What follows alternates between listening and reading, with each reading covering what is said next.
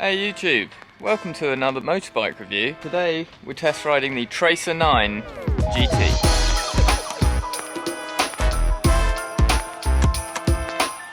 So I'd like to say another massive thank you to Brantford Motorcycles here for lending me this, which we're going to take for a ride, see how she feels, see how she rides, and go over her for the day.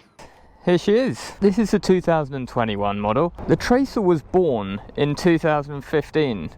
So they've got the MT-07 and the MT-09 originally, and then they came out with the MT-07 and the MT-09 Tracer version. Now it has been updated over the years, and now in 2021 they've come up with this model. I personally think much more of a serious piece of kit. I think it's really grown up, this bike. It's got everything. It's got semi-active suspension, it comes standard with the panniers, got heated grips, cornering ABS, cornering traction control, cruise control, adjustable traction control. I mean, it's got everything, this bike, guys. It's really grown up. Anyway, let's jump on her, take her for a ride. That's a lie. I actually had a quick ride, only about 15-minute ride, on the original MT-09 Tracer, 2015 model. And I haven't ridden it since. So I'm actually really looking forward to this. So we're going to go for a ride. I'll give you my first impressions, and then we'll stop somewhere and go over in a bit more detail. Excuse me if I get some of the figures wrong to start off with. Very comfortable. It definitely feels more on the sportier side so far, riding position wise, than sort of adventure bikes. It's definitely a sport tourer rather than a tourer adventure side. So very first, initially, the dash is coming across slightly complicated. I don't want to be unfair on it, it's just an initial thought, but yeah, I'm struggling to sort of work out where the gear is, what's my speed. Just want to get used to that. Okay, I've found the gear and the speed and the revs. That looks to be on the left hand side here, and then on the right hand side you got your trip, temperature, etc. Well, it's a very easy bike to ride.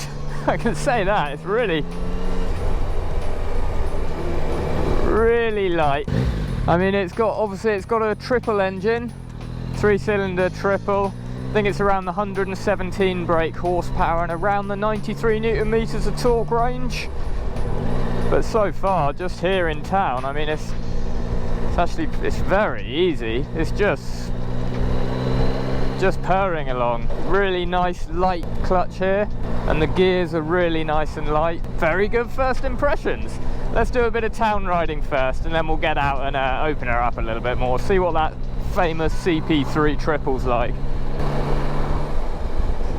Now, when I first rode this back in 2015, that's when I first got my license, and if I'm being honest, I wasn't a fan of it then. I think it was a bit much for me. I was too raw to the game, so to speak. But now I've got a bit more experience. It's a lovely little package, actually. So I rode the GS, the BMW GS Adventure the other day. Big bike, and that was easy to ride immediately, but this is easier. This is so much more friendly, smaller size, and the motor's so linear because it's a triple. Just gonna have to work out how to change the rider modes and all of that with this screen before we get going too much. I'll start giving you too much reviews. GT's got a thumbs up so far. She's very comfy. Ah, here's a bit of a quicker road.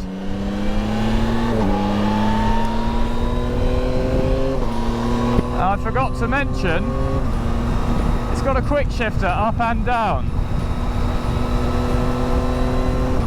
and to say the least, it works very nicely. That's really smooth quick shifter.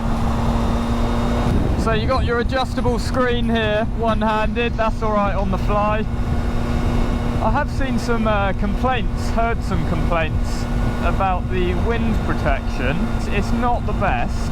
I am getting a fair bit on my sort of arms here, on the sort of your bicep area and just onto the shoulders, but my chest is completely covered, and I'm getting some on the top of my helmet, but I don't think it's that bad. I mean, it's not a huge adventure bike, you're not in a bubble of calm, but it's pretty good protection.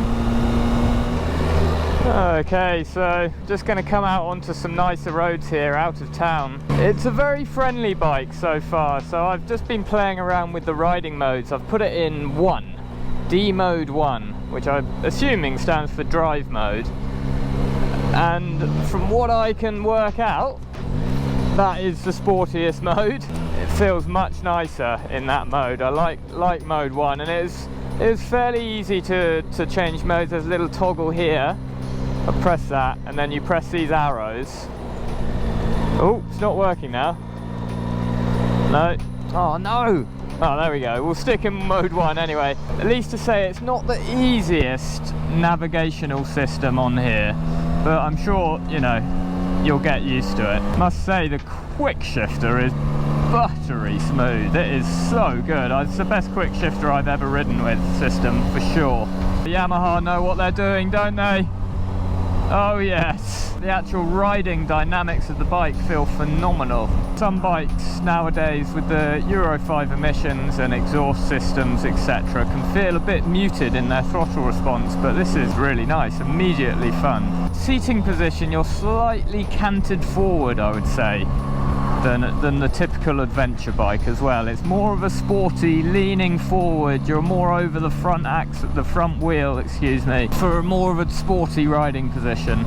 This, from my opinion, this feels like a bike you can go get it out the garage or wherever you keep it and take it out for a blast on a Sunday or whichever chosen day of the week you like to go for a blast. But you can also go touring on it as well, which is exactly what the bike's been built for. So that is that's a good compliment. It's definitely a bike you can have fun on. It's tricky to say from a touring perspective how effective it will be, but the wind protection is reasonable. It's not the best, but it's not terrible.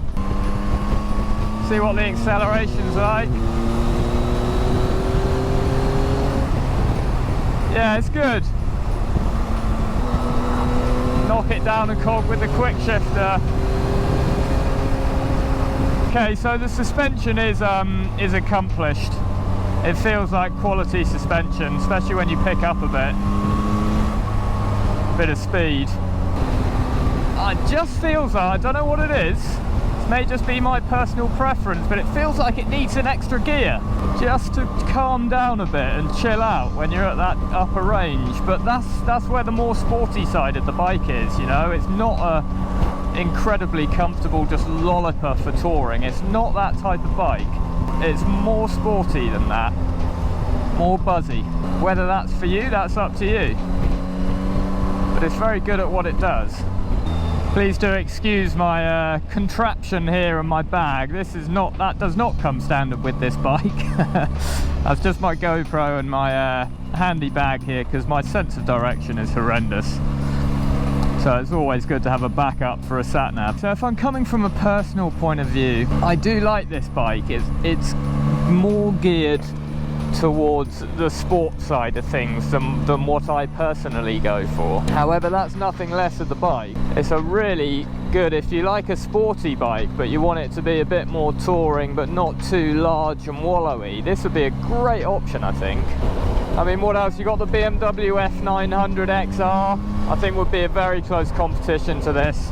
I haven't ridden that Beamer, but that's a parallel twin, and I believe that is a little bit cheaper than this and a little bit less power, so it's just that power delivery. This is creamy smooth. If you like a sporty triple, you're going to want to go for the Yamaha in that perspective, but I can't comment on the Beamer.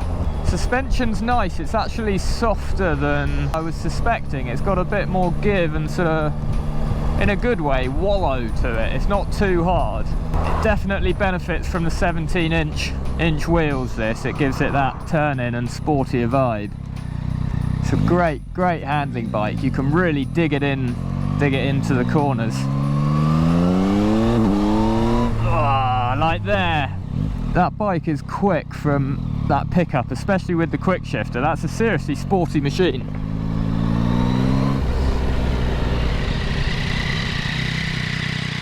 So let's start off with the motor. So it's that famous Yamaha that was originally in the the MT-09, the CP3 triple. This is actually 890cc, and it's got 117 brake horsepower, 93 Newton meters of torque. It's a really nice motor. I mean, its reliability is proven.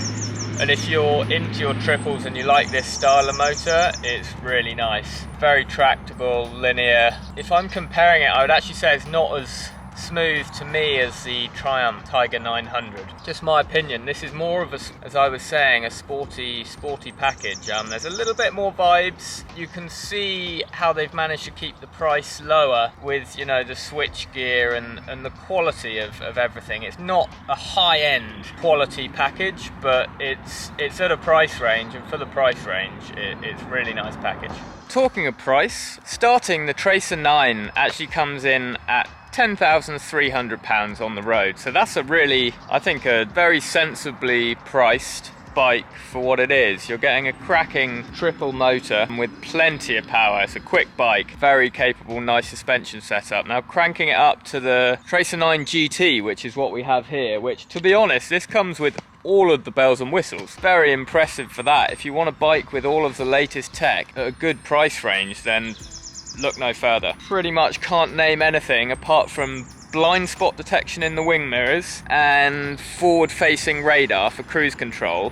Other than that, it's got all of the tech. It's literally got everything. Heated grips, cruise control, riding modes, cornering ABS, cornering traction control, semi-active suspension. It's really good. It's got all of that, but the price for this is £2,000 more, so it's £12,300, which is bringing it up a little bit, but I think with the tech that you get on the bike, I think that's a reasonable price. All right, moving on to brakes and suspension. Come up to the front.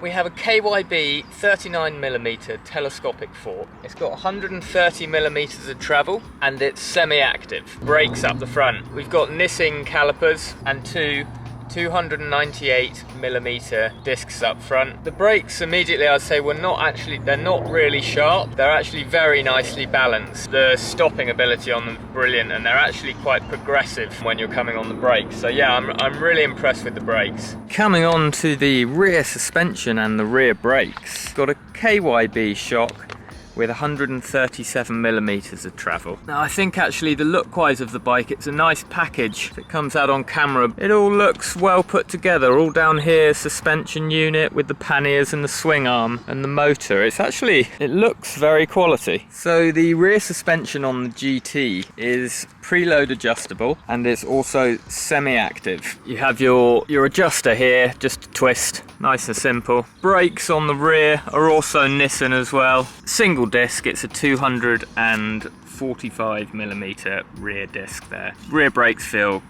perfectly adequate. Coming on to the seat height, now it is adjustable, but it's on its lower setting at the moment, and it's a 810mm seat height, which actually is very nice. It's a really good height. It's very unintimidating, unlike an big adventure bike where you could find it a bit tall. This would be a good option if you're slightly shorter. Hop on and show you what it looks like. I'm 5'9", to give you a perspective of where my feet come to the ground.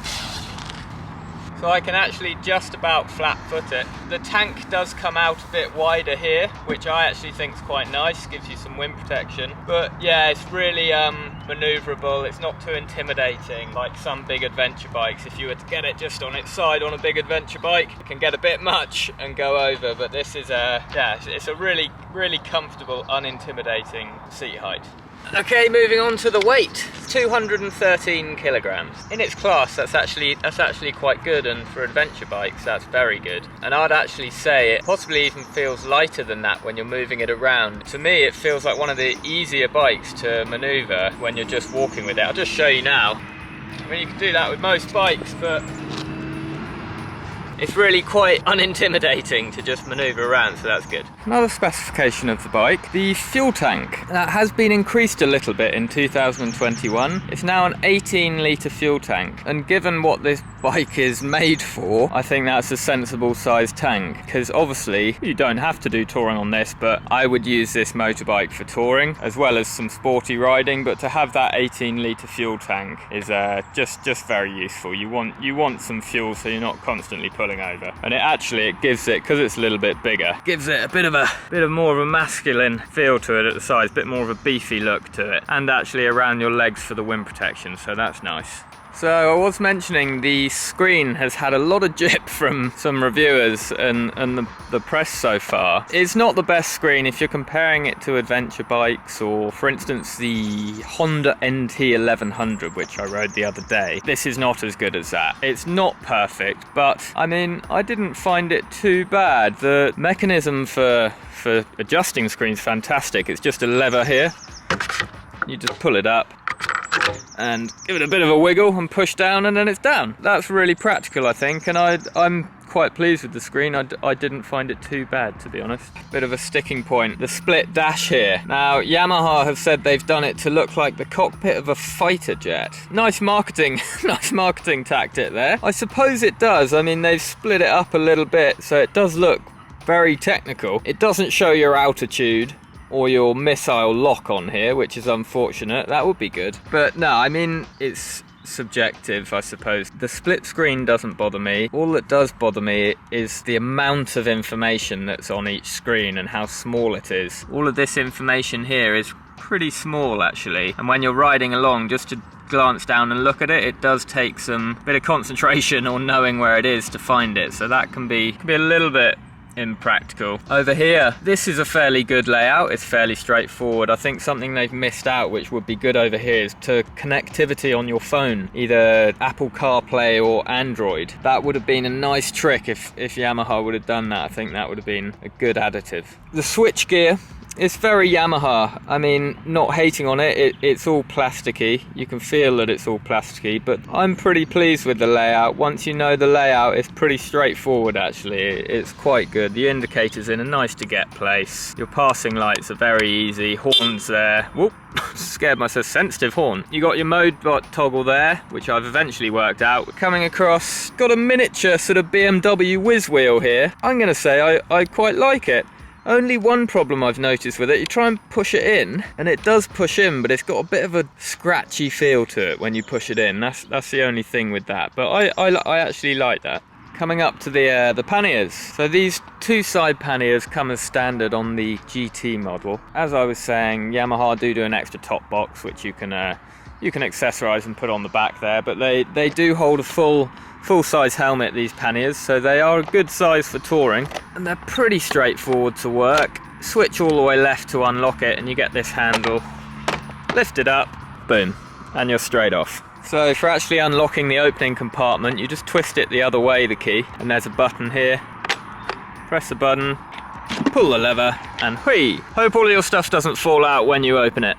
But yeah, panniers are a hard case, and they've got a lining in the side, so they look like they would be pretty waterproof as well. It's got to be done onto the obligatory sound test. Personally, I think it sounds really nice. Good, it's got that triple whine, but it's also got a little bit of a raspy grunt to it from the CP3 engine. I was trying to find where the exhaust was to set the camera up, so it would be in the right position to get the audio. Couldn't find the exhaust. Which end does it come out? Actually tucked right under here. It's just designed so there looks like there's no exhaust. It's right under the bike there. I've never seen that before, so that's interesting. Anyway, let's see what she sounds like.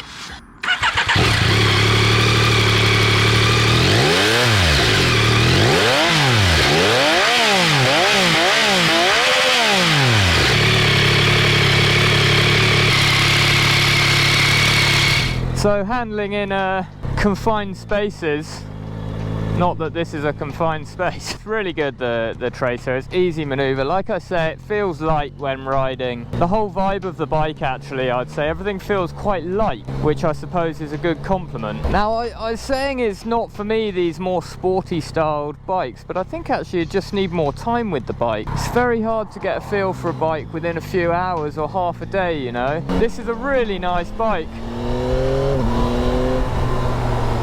It's as I said again, it's more sporty than not. Turns in very nicely. It's a quick sports tourer. If you like the vid, guys, please don't forget to subscribe. It massively helps out the channel. And last off, another big thank you to Branson Motorcycles for lending me this wonderful motorbike for the day. Oh yeah, it does turn in nicely. Get yourself out, guys, if you're interested in the Tracer. It's definitely worth a test ride. Oh yes. Shouldn't every motorbike come with a quick shifter these days? Out on these faster roads, guys, I can confirm it would be a very comfortable touring proposition.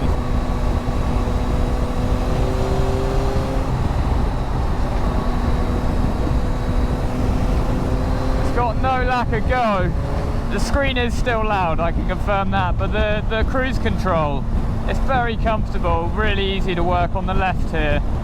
Set again and forget, and she just cruises along with that triple motor. It's so smooth. Yeah, you could go for hours like that. Right, that really is it now. Till next time. Ciao Ella.